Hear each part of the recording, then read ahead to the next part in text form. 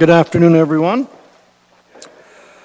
It's close enough to 2 o'clock. I'd like to get our Board of Health meeting underway. I just want to take this moment and welcome everybody back. Everybody looks so well rested, and I hope you've had a good vacation through the Christmas and New Year's season. This is our Board of Health meeting for January the 9th, 2018. And again, you know this, but I do remind everyone that we're web streamed and we're televised. I have a cell phone with me, and I will make sure that it is in the silence mode, and that would assist. Judy Ann McCauley is volunteering again today to assist in broadcasting our Board of Health meeting, and I would imagine our council meeting that we will start after this Board of Health meeting. Are there any disclosure of pecuniary interest to declare?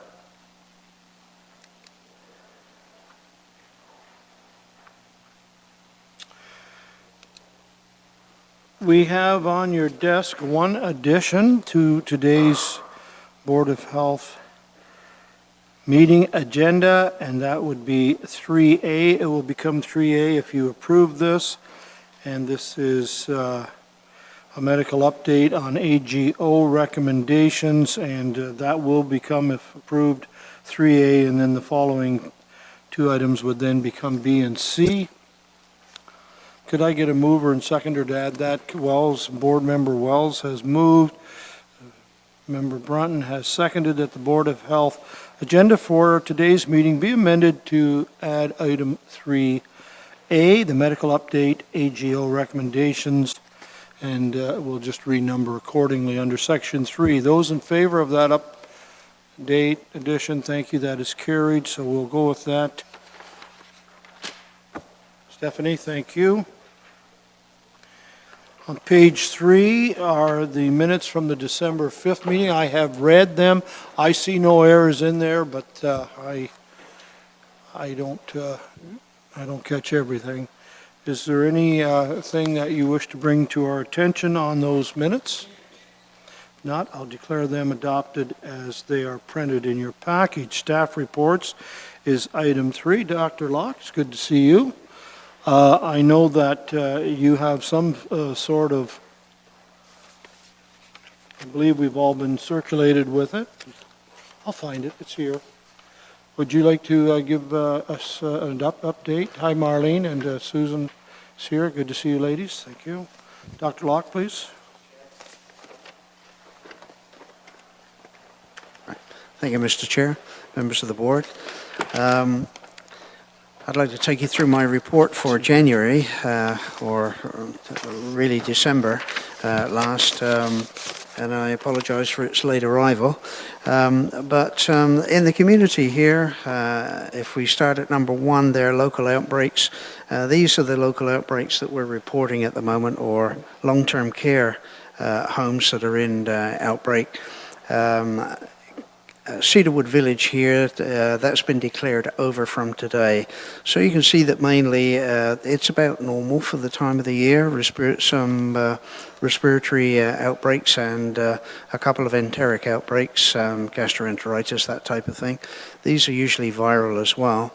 We are not seeing yet, luckily, any rise in flu statistics, which are abnormal. We are seeing an occasional number of flu A and flu B cases, but nothing extraordinary at the moment. We have been working with the LIN, and we've had a few meetings with regards to flu surge planning, because as I think I reported previously, the expectation is this may be a little bit of a severe year if we look at what Australia experienced in their flu season 6 months ago. So there's been a flu planning table set up, and we're reporting our numbers to the LIN. And in response to that as well, we've been informed by the province that the province has a stockpile of antiviral medications ready to go should we have a large outbreak in a long-term care institution, or if we have any evidence of a significant widespread community-based influenza problem. Just to remind you, the match this year, if the predominant A strain comes through, is not well matched with the vaccine, unfortunately. So if we do see that particular strain coming through, it could be quite a serious impact on the community. I've attached here for your just for your information. I don't intend to go through it all, but the Auditor General's reports with regards to chronic disease prevention back to the ministry, and basically they're there in a synopsis form. This synopsis came from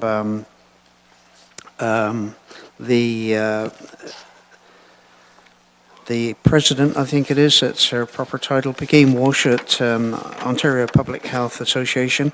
Basically, these were the recommendations that went back, and they're summarised there just really for your information so that you can see what recommendations came through without wading through the whole report.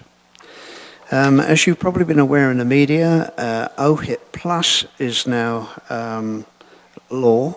And basically this means that children and youth are below age 24 are receiving free medications under the OHIP scheme if they're covered. So the ministry's providing 4,400 eligible prescription drugs at no cost, and these will be added to as the need arises and as they become more familiar with what medications are being used by younger people. And for your interest, just around the world, there's a large outbreak of cholera in Zambia, with 60 cases a day being reported there, more than 1,500 since October of 2017.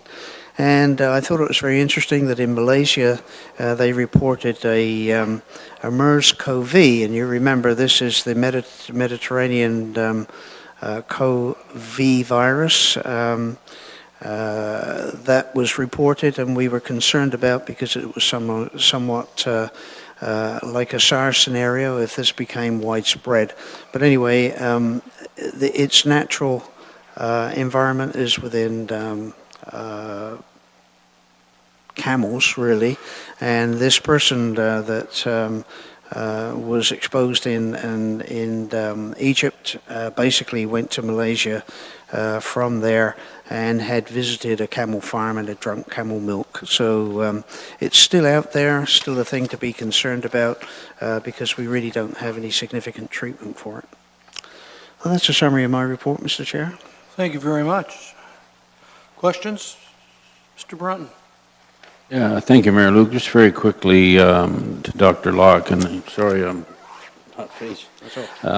Anyways, I've had a lot of people say they get this pneumonia shot in the winter. That's a lot different than the flu shot, is it? And what's your ideas behind that? Is it something for the more elderly, or how is that administered, I guess? There's a pneumonia shot which is covered by OHIP for those people over 65. It's called Pneumovax 23. It's a multivalent medication mainly aimed at preventing pneumonia.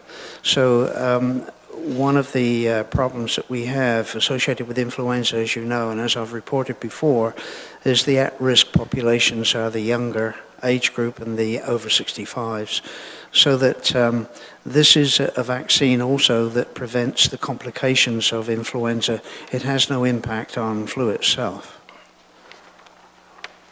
And is it recommended for I guess, and I know some people that have had it, and is it recommended like for everybody similar to the flu shot, like say if you're over 65, or I guess Yes, it's available to anyone over 65 years of age.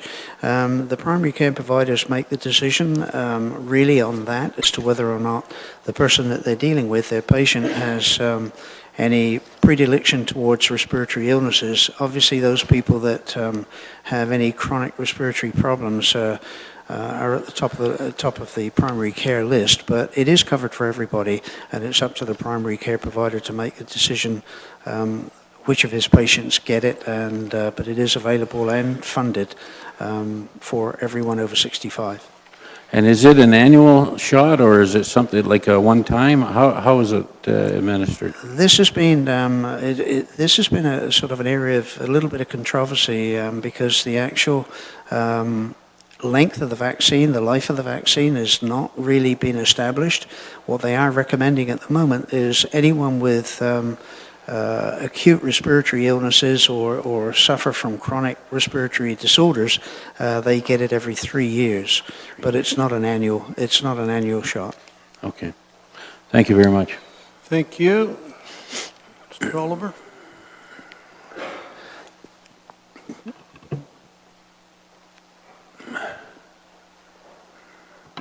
Is there even a battery in it?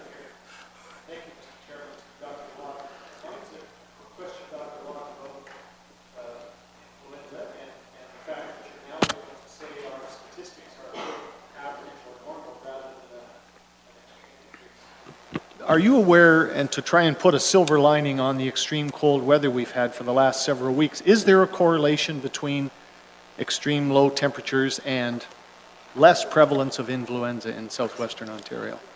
I don't think as far as the virus activity itself is concerned, but of course, if you get extreme cold weather like that, there's less public interchange, so people are not going out into large places like shopping malls where these type of respiratory things are transmitted. So there's no correlation, I don't think, between the validity of the virus in a colder climate than it is in a higher one, but sociologically, because there's restrictions on travel and people going out as much as they normally do, obviously you'll have less cases because there's less transmission. Okay, any other questions? Mr. Sonnenberg, please. Yes, thank you. Through you to Dr. Locke, a question of a very general nature. I watched a documentary this last week on the influenza epidemic that swept the world back in 1917, time of the First World War, killed 33 million people. Unbelievable. And they never did find a cure for it. It just kind of played itself out and disappeared. Are you familiar with that particular strain? Is it still around? Do we have a cure for that particular one? Or? Well, that was the Spanish flu, and it was a hybrid variety of flu that we now look at as concerns with regards to the H5N1 type varieties, which are predominantly avian flus. They're really not human flus. They're transmitted by birds, but because we've had no prior exposure to them, if we come into contact or there's an outbreak of that, a close contact outbreak with it, we have even less immunity to it, natural immunity, than to the other H2N3 varieties, which are the normal circulating varieties around. So all of us, because of previous exposures in life, have some immunity to the H3N2 virus group, but there are certain variants of that which are not normally seen in humans that can be really concerning. And that's why we were concerned about the avian flu, the H1N1 that came through. That was another unusual strain. And basically, when those come through, they are more serious because we have less natural immunity. And of course, back then they had no antivirals, and it was a combination of an extremely contagious variety that was easily transmitted, and also a unique variety of flu that came through. That particular epidemic, you could get sick in the morning and be dead by night.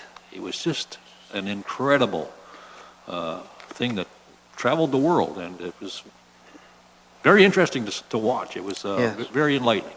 Thank you, Mr. Law. Any further questions?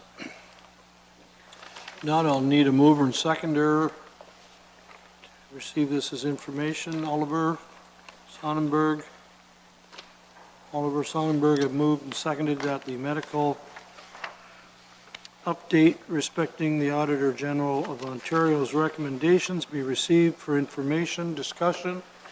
Those in favor? Carried, thank you. Welcome, Mr. Height. Any pecuniary disclosure, pecuniary interest? No, not today. Board of Health, thank you. Good to Apologize see for being late, Mr. Mayor. It's you. No, been a busy morning. glad to see you. Thank you.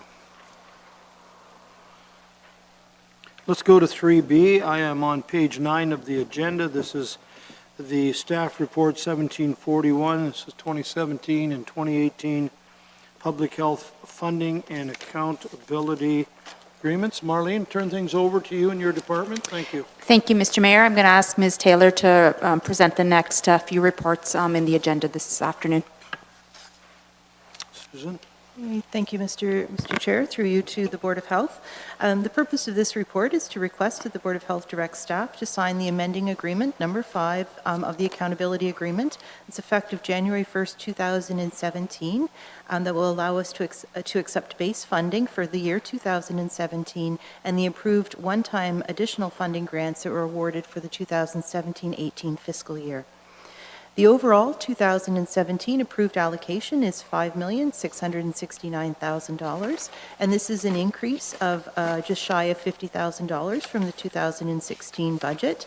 That increase of $50,000 represents the increase of $150,000 that we received for harm reduction program enhancement, and decreases just shy of $100,000 for Healthy Smiles Ontario and the vector-borne diseases. And that decrease, I do want to be clear, that was as a result of our budget requests for those programs. So there was no cut to services. It was enough for us to deliver on the services that we intended. The one-time funding requests that were totaling $128,000 were approved for the fiscal year of April 1st, 2017 to March 31st, 2018, with the distribution included in the report that includes the Healthy Menu Choices Act and the enforcement of that, Healthy Smiles Ontario, some dental software, Panorama, the immunization solution, Public Health Inspector Practicum program, that's our public health practicum student, Smoke-Free Ontario expanded smoking cessation programming for priority populations. With that context, I'd be happy to answer any questions. Questions? Mr. Height, please. Thank you, Chairman Luke, and through you to Ms. Taylor. Ms. Taylor, the harm reduction program, how much funding have we received from the province now that we'll be dealing with the cannabis issue?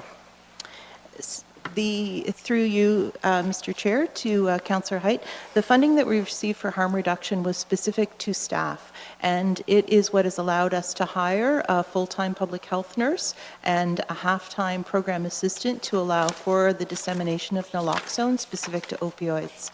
The representation of public health as it pertains to cannabis, that would be included within the tobacco enforcement officer purview, and so that would be included within that budget line.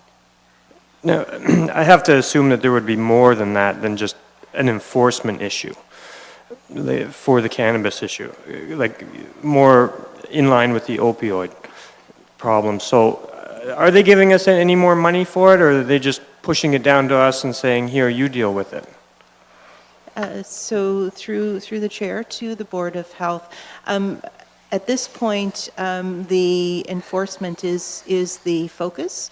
There hasn't been a concerted provincial effort towards cannabis. From an opioid perspective, the reason there has been that concerted effort has been as a result of the high rate of mortality and morbidity related to opioids, and we haven't seen that same rate related to cannabis at this point. Yeah, we've seen a lot of enforcement as far as the smoking tobacco goes. Yes. And yet, I find it a bit odd that the province is looking to legalize things and they're not really doing anything on the other side of it, which is the health side. It's a bit out of order. Thank you. Thanks. Further questions? Susan, the question I have, and certainly at the bottom of page 9, you talk about how the 2017 allocation is only, that's my word, only 48,900 less than more than 2016. And I know that later on in a further staff report 1744, you talk about how the increase in wages and salaries goes pretty well all in the levy. Yes. Doesn't that seem rather odd that on a $5.6 million budget to operate for the next year, it's about a 1%, if that? Do you wish to comment on that? I mean, obviously, we know that the local levies support the difference. Fair enough? Yeah. So through you, Mr. Chair, to yourself and to the Yes. board. So the increase that we had in 2017, it was driven by an increase in service. So we added in the $150,000 worth of harm reduction service. Okay. In fact, there was no increase for the existing services. For the past number of years, there has been no provincial increase in our services, and that is why over time what we've seen is we've seen that tipping of the balance in the distribution between provincially funded and levy funded for that shared programming. What we are hearing, though, and I'm optimistic, is that when we are providing our funding request for 2018, which goes in for March 1st or February 28th of this year, then in fact we will be able to make requests not only for one-time funding, which has been the past practice, but also for increases to base funding. And that's been the first time in the last number of years. So I am optimistic, and there is recognition that there is a disconnect there. Well, we'll wait and see. Maybe that's hopeful news. Thank you. Any other questions? It's been moved by Mr. Wells and seconded by Mr. Oliver that this staff report 17-41 be received as information, and that the Board of Health direct staff to sign the amending agreement number 5 to the accountability agreement effective January the 1st, 2017. This is to accept the base funding for 2017 and the approved one-time additional funding grants awarded for 2017, 2018. Any discussion on the motion? Hearing none, those in favor? It's carried. Thank you.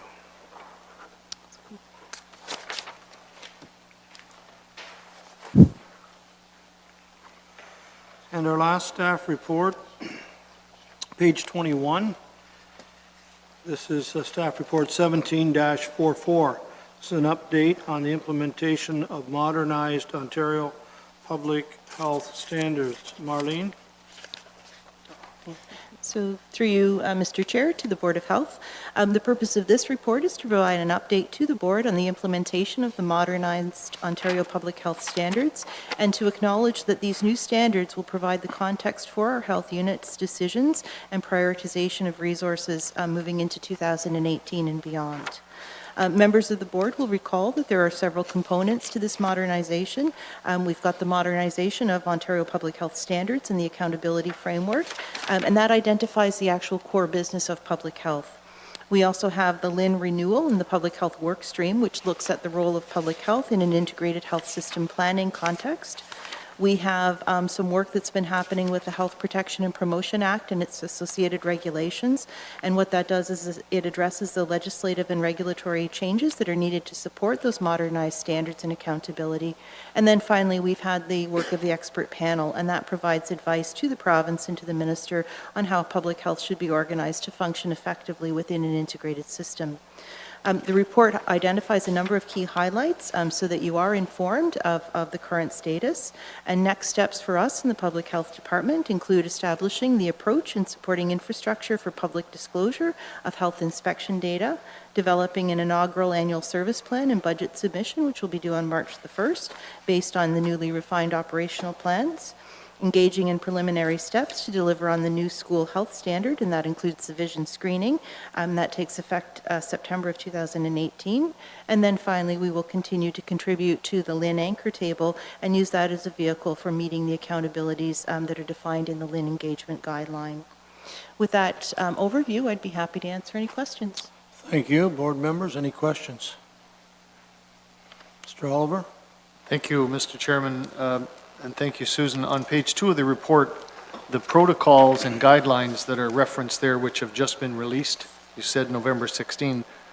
The one that caught my eye in particular was the safe water fluoride protocol.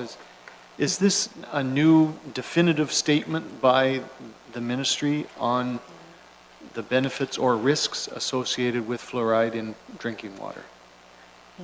Something different than what we've had before, I guess, is what I'm trying to... So through you, Mr. Chair, to the board, in many cases, the revised standards or the refined standards do provide some clarification. There hasn't been a lot of content difference between what was there before, other than providing that additional clarification and consistency. If you'll remember, when we were first talking about the modernized standards, we talked about the need to have, in most cases, the consistency across the province of the implementation of those standards, and that's where those guidelines come in. So it won't be that it's new necessarily, so much as it provides the detail on how you carry it out. Okay? Thank you. Anything further? Moved by Mr. Geisen, seconded by Mr. Oliver, the staff report HSS 17-44, the update on the implementation of modernized Ontario Public Health Standards be received as information, and that the Board of Health recognize this as context for health unit decisions and prioritization of resource allocation in 2018 and beyond. Any further discussion on the motion? Those in favor? That is carried. Thank you.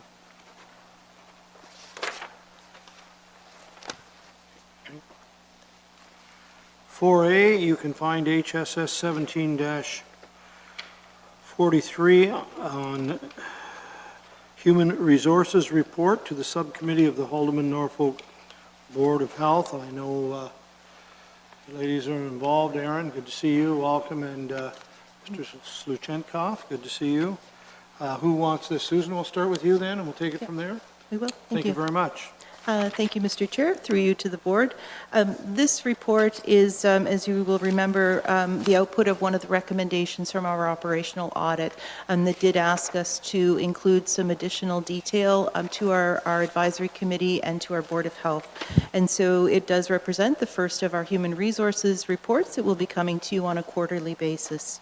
The purpose of this report is to provide an overview of our overall staff complement for the health unit and to highlight some of the vacancies between January 1st and October 31st of 2017, as well as the creative tactics that we've employed to mitigate the gapping that has occurred.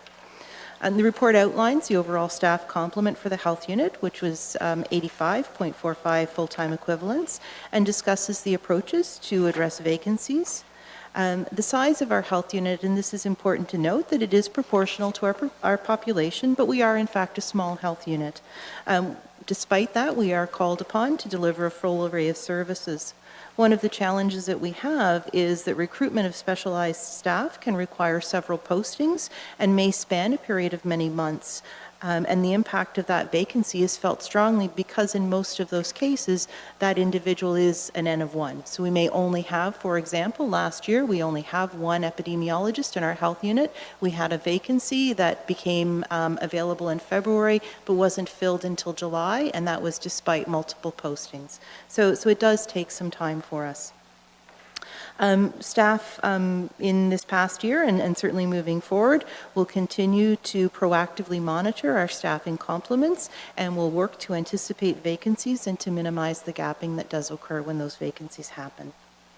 Our quarterly reports coming into 2018 will include in April, we'll talk about training and development.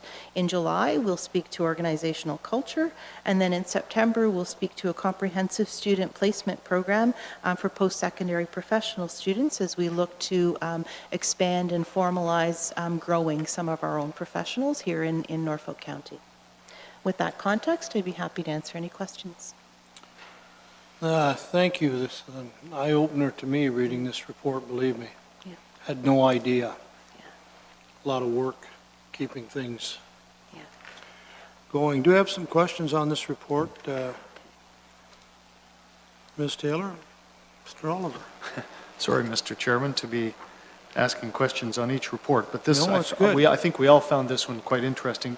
I have two questions, Susan. The first one is at the bottom of page 5 of the report, page 31 of our agenda, and this is in regards to the financial services comments.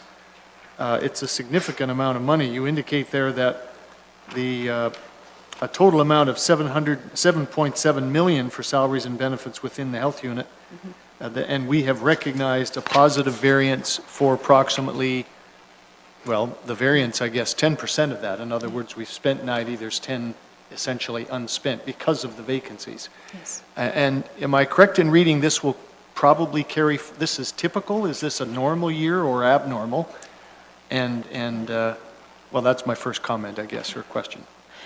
So through the chair to the board and Councillor Oliver, that's a very good question. I would actually suggest that this is likely a typical year, and it speaks to why we need to be very sensitive and very proactive about anticipating vacancies. We've been working very closely with our human resources colleagues to look at, for example, staff that we might anticipate might retire in 2018, and how can we start to be looking proactively at that recruitment. We've been working with some of our provincial organizations like the Registered Nurses Association to look at are there opportunities there to have some additional funding for new graduates to the nursing profession who then might be able to come in and then fill a vacancy that we anticipate down the road. So it does require us to rethink, and this is one area that I would suggest having a positive variance is not a good thing. We are already very thin from a staffing and very lean from a staffing perspective, so having vacancies makes it very difficult, if not, I would suggest impossible, to deliver on our accountabilities. Understand that part, and I agree with you on that. My second question relates to page 4, and this was under the recruitment part, and in particular, our nursing positions. I'm sure I read in here somewheres that one of the strategies being talked about is, and you've just touched on it, I think, is to proactively go to the colleges and universities that are graduating nurses, and to be aggressive, if you like, or at least proactive in trying to recruit new grads. Has this been something we've done in the past, or is this just going to be part of a new strategy that you're going to put forward? So through the chair to the board, I would suggest that this is a new strategy. I think there has been some attempt to recruit or to have host nursing students or other students, but to formalize it and to become much more outward and looking to recruit those students, I think, and proactive is new.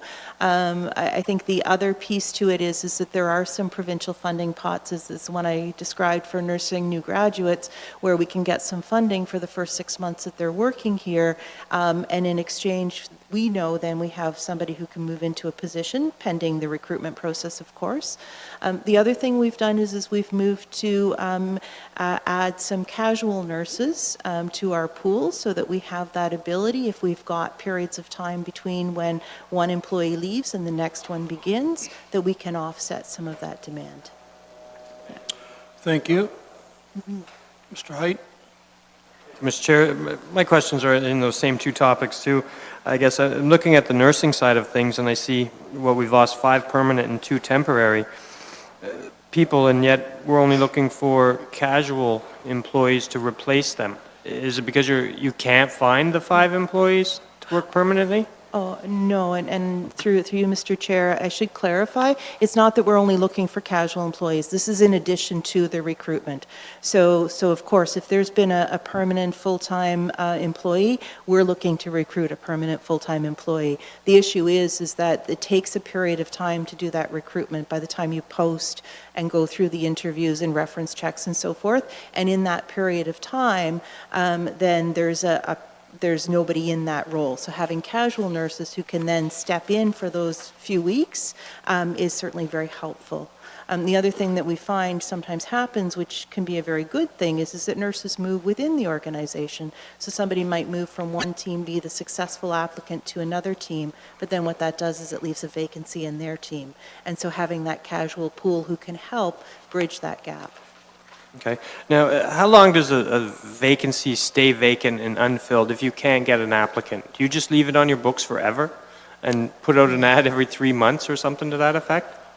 So through you, Mr. Chair, to Councillor Height, I would say that in some cases, yes, we do, because there are specific requirements for what that position is entailing. And so if we use the example of some of our management team positions, it may mean that we have to post them a number of times before we're able to recruit a successful candidate. And in other cases, I would suggest that if we found it was going on for too long, we might need to look at are there alternatives? Are there different positions that could fill that need? And understand what is the actual root cause of why we're having difficulty recruiting. So in your report, like for the board, shouldn't we receive the I don't know, the amount of time that these positions have been vacant? Because like I, for one, I think if you can't get an employee for 6 months, maybe you need to change the structure or look at a different style. When I looked at your earlier report, I see that gapping dollars are being spent for various projects according to the auditor and so on and so forth, but it's not really what it was meant for. So further, like that 10% savings of $770,000, that would be nice if we had that still and not saw it spent. So like, are we able to get a report with the vacancies and the timelines on how long they have been vacant?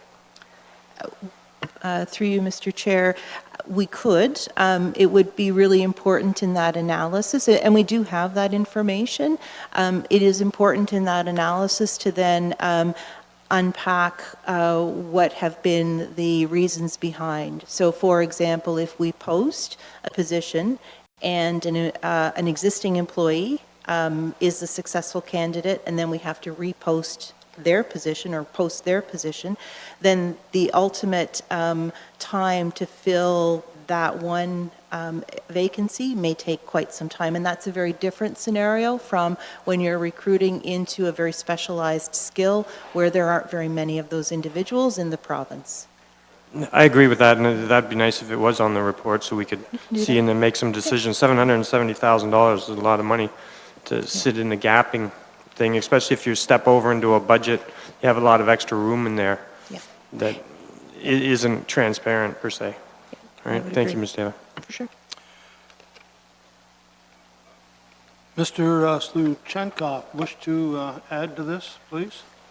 Yeah, I just want to add a couple of pieces, and I think Susan's explanation was quite good. So through you, Mr. Mayor, I just want to add a couple of pieces from a reporting analysis perspective. I can tell you that the Human Resources team with Aaron Anderson to my right as the manager reviews each and every job posting opportunity that we put out, and so especially scenarios where we have vacancies or we have vacancies that are of a prolonged nature, we have that discussion with the division impacted as well as human resources on an aggregate corporate scale to see what the issues may be. Is it the salary? Is it the market pool? Sometimes it's the title component to it, and so that's when we talk about the sort of the global review of titles for the non-union positions, because as Susan articulated, sometimes those new non-union management positions are what's taking quite a bit to fill.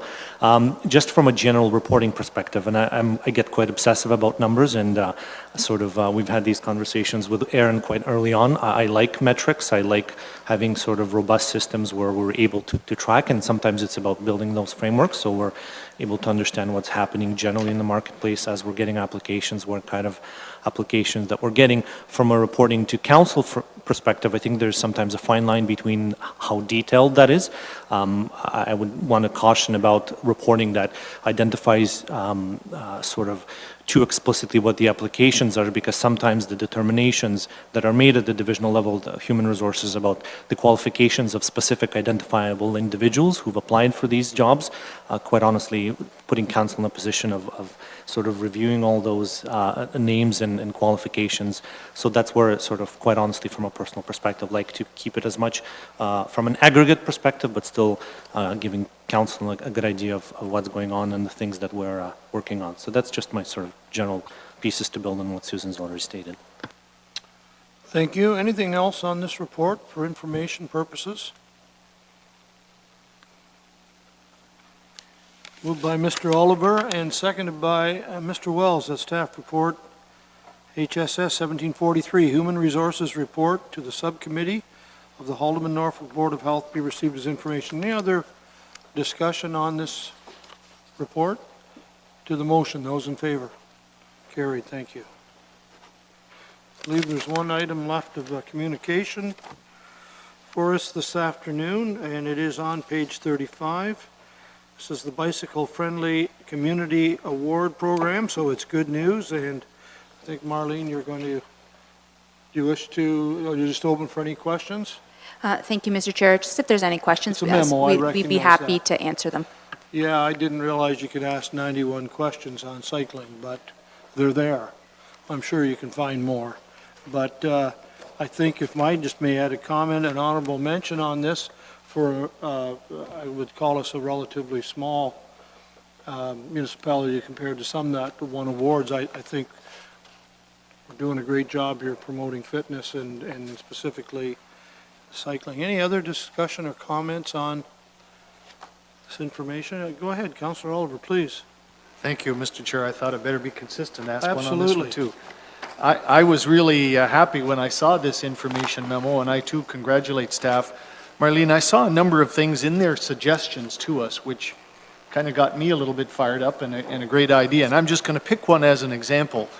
June is Bike Month in Ontario. This is at the top of page 54 of our agenda. Perfect time to encourage residents to get back on their bikes. Not necessarily asking or suggesting we do it corporately, but it would be wonderful with some of these if we could partner either with our Pathways for People group or cycling shops in the community, or otherwise the mountain bike clubs, et cetera, to pursue some of these and raise the profile of cycling. Is that something staff are looking at for 2018? So thank you, through the mayor to Councillor Oliver. I'm actually going to ask Kimberly Diaz, who's leading this for public health, to come and speak to it. There's a lot of activity going on with this particular initiative, so I'll let her articulate those pieces. Good point. Thanks, Yes, go Marlene. Through the chair to you, Councillor.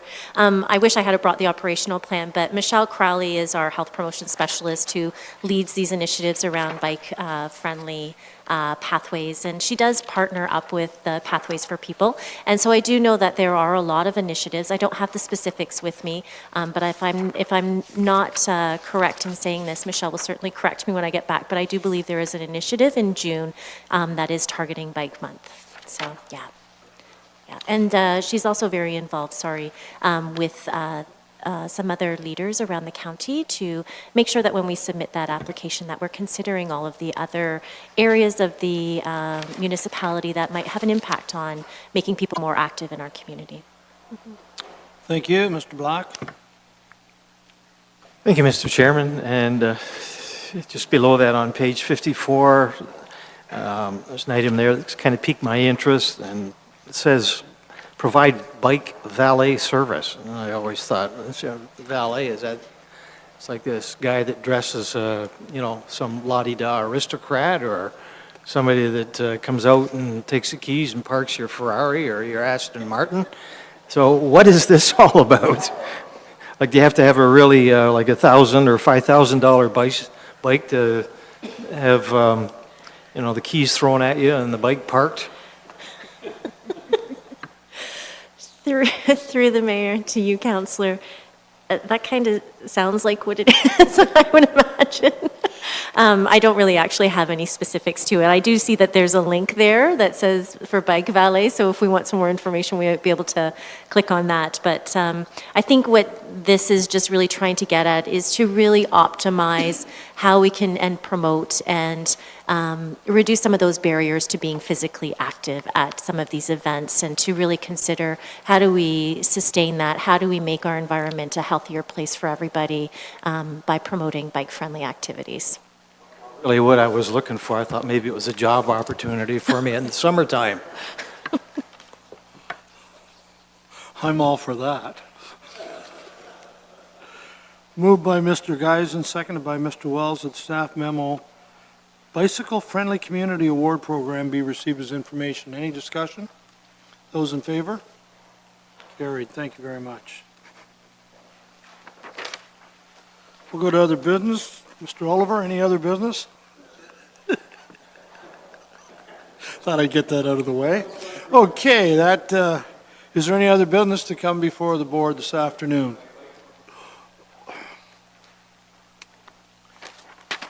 Moved by Mr. Wells, seconded by Mr. Geisens, that bylaw 2018-01BH, being a bylaw to confirm the proceedings of the Board of Health for the Haldeman Norfolk Health Unit at this Board of Health meeting held on the 9th day of January 2018, be passed, signed by the mayor and the county clerk, and affixed with the corporate seal. Those in favor?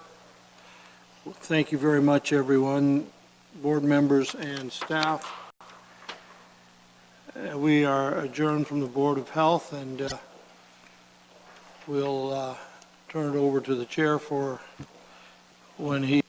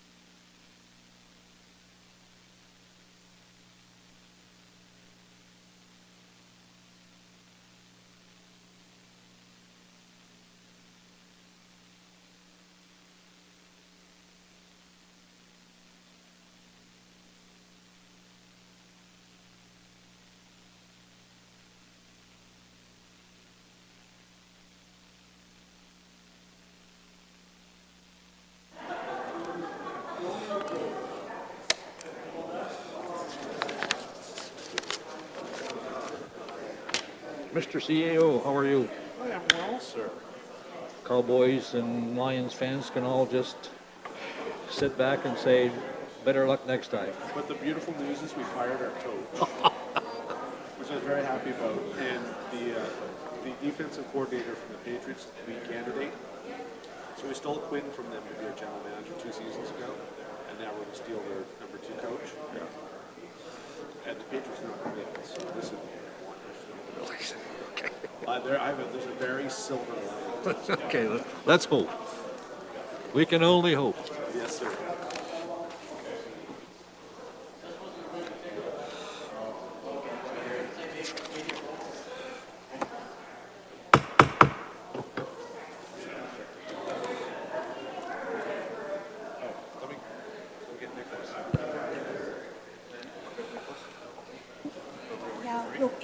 He'll be at 3.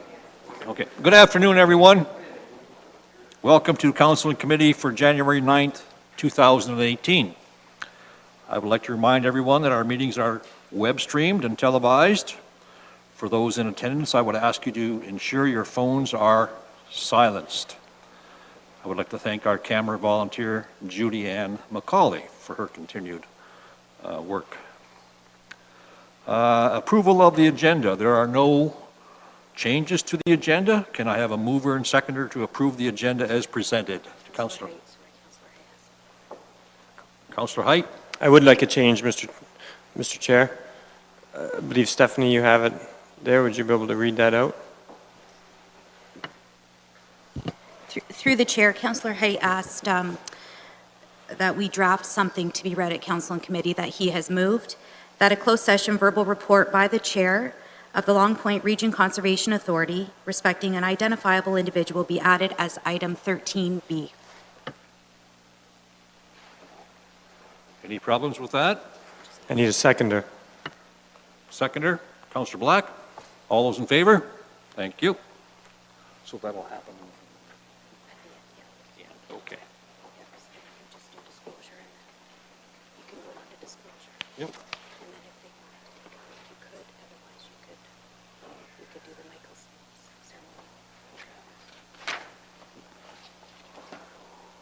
Okay, brings us to disclosure of pecuniary interest. Are there any from anyone?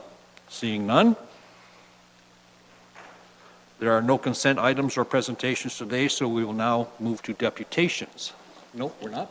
You could do, Oh, deputation. no, do you want to do, we could do the recognition of Michael Simos, and I'll get David to go get Nicholas, okay? We'll do both of those things? Yeah, we'll start with this one first, though. David, did you? Is the mayor going to do that? No, he is. Oh, he's, Who's going to do it? Lee is going to recognize Michael Simos. Okay. All right, we'll get this agenda straightened out here yet. We're going to move now to ceremonial activities. I'm going to ask Ms. Robinson to come forward and recognize the accomplishments of Mr. Michael Simons. Michael, if you'd like to come up.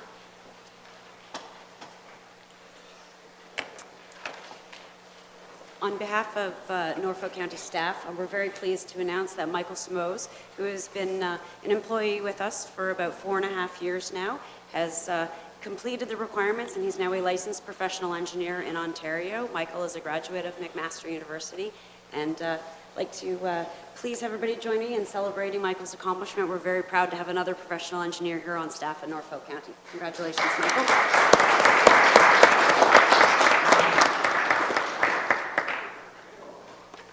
Councillor Wells.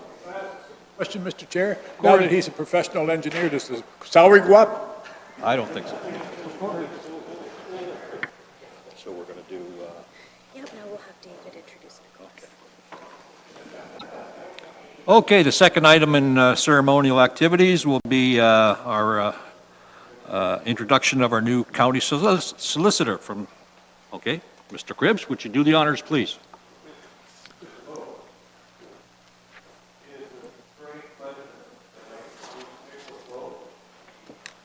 Newest member of our senior management team.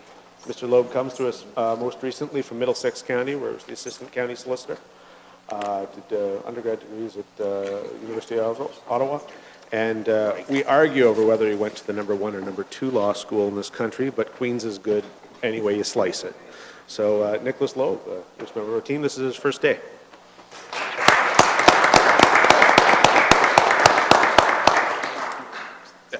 None necessary. Strong, silent type.